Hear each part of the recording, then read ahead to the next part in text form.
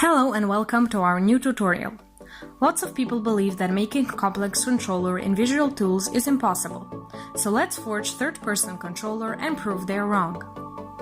We have previously prepared the scene, logics, and all necessary assets.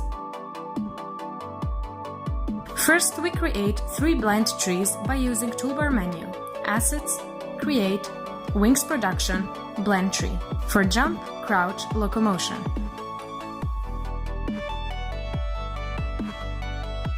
Then we added state layer machinery to our Adam character. In the first layer we created 5 states and transitions between, as you can see. Don't forget to create condition events and assign them to each of transitions.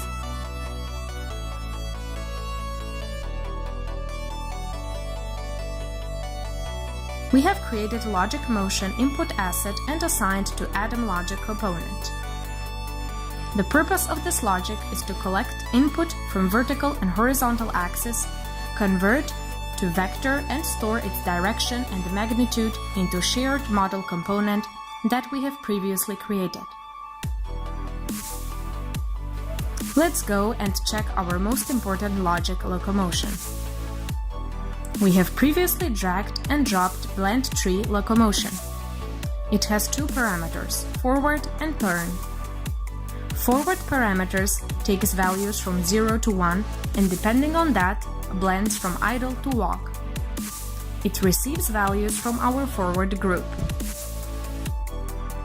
But before we check forward logics, let's check slope group. We decided that our character can go on uneven terrain.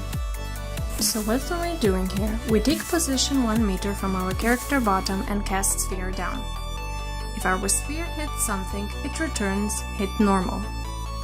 Angle between our normal and transfer up is also the slope angle.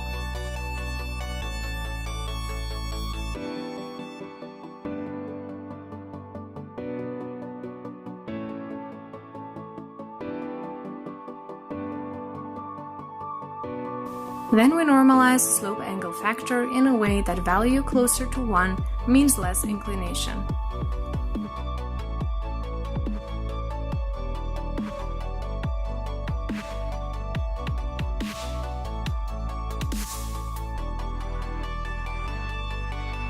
We need to do double vector cross products to get the direction of the slope.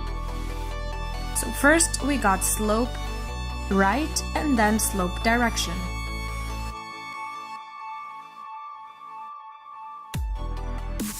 Let's go now to our forward group.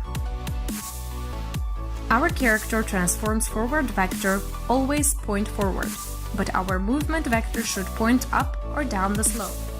So we rotate copy of our transform forward vector by slope angle.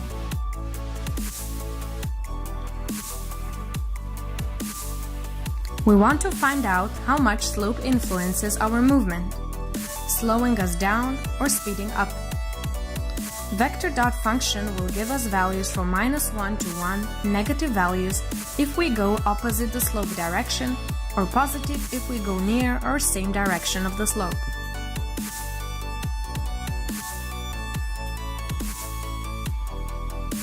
Then depends of this slope versus movement value plus influence of walk-run mode plus influence of input magnitude, how long we have pressed the input keys, plus the influence of slope itself will give us our forward value. After that we just smooth the value and send it to the blend tree component.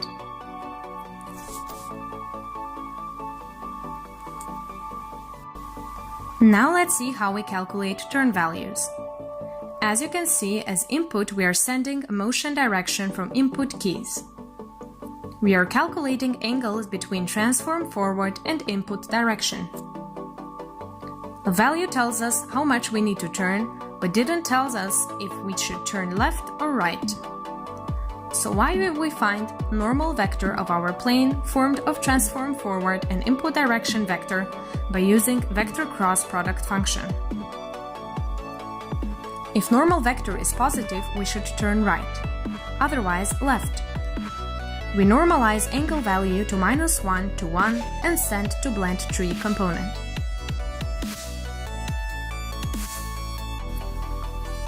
Okay, this way we feed blend tree component so our animations would work, but we wanted to control motion by ourselves. Let's enter movement group. At the start, we have listen event component listening for onAnimator move, which will read from animation how much root should move and return to use vector 3 value. We divide this vector with time.delta time, resulting in velocity vector. Then we rotate vector in the direction of slope combines with our custom gravity and apply to rigid body.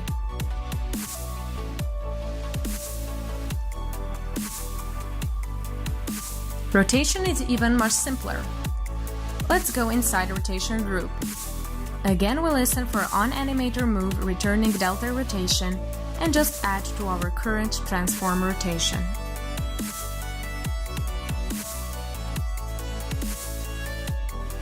We have added input component tracking C key, which will invoke crouch, transition, space for jump and left shift to change run walk multiplier, 0.5f for walk, 1 for run. Let's add some sauce. We have 3 logics. First, onAnimator IK logic that resides on Atom root, same place an animator that, as title says, listen for onAnimator IK event and sends custom onAnimator IK event. FootIK logic, which is placed on both foots, listening for this custom event, doing foot placement and calculates distance foot to ground. This distance is set in leg hit distance event. And the third logic, also placed in Adam's root, listens for this leg hit distance events and moves up collider capsule up so feet can reach the ground. Let's see FootIK logic. When we receive our onAnimator IK event, we raycast from about 1 meter above the foot. If we hit the ground, we calculate slope angle and slope rotation in slope.right axis, and we get this axis as cross product of vector.up and hit normal. Before IK phase, we have foot position and rotation from animation. But now we are on slope, so we need to calculate a new foot Y position and offset rotation by slope rotation. New foot Y position is the hypotenuse of the shown triangle, which is animation height divided by cosinus of slope angle, plus raycast hit point Y. Rotation offset is done inside animator IK component as slope rotation multiplied by value of function getRotationIK. We need to do one more thing here.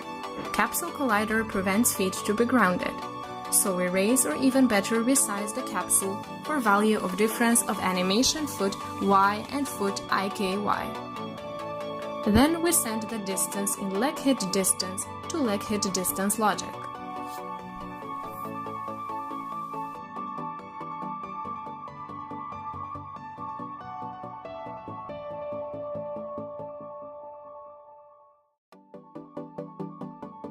In leg hit distance logic, both foot compete and the foot requesting capsule to be raised with greater value will win. Let's see the jump logic now. Go into generate new velocity group. First, we use projectile formula for jump Y velocity.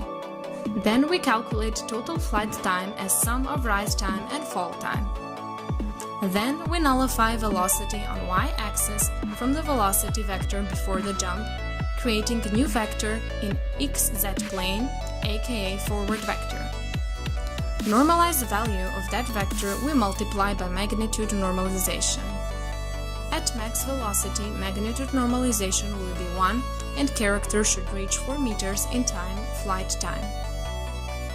Now combine jump velocity xz and jump velocity y into one vector. We will use this vector as impulse force.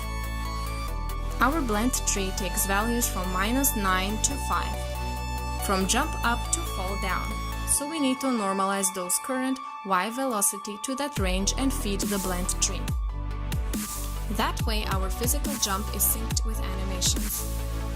We also have added a listener to collision enter so we know when we hit the ground and back to locomotion state.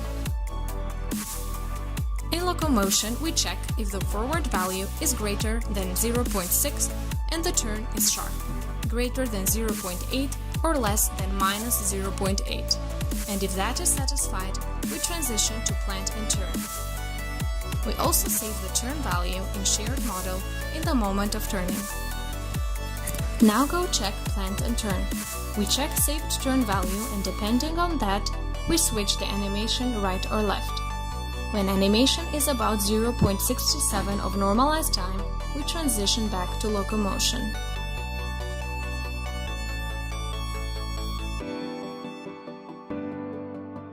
Crouch logic is almost the same with the locomotion logic, so we won't explain in the favor of time. What is interesting in crouch, we added spring curve in transition and exaggerated a bit so we can see the difference.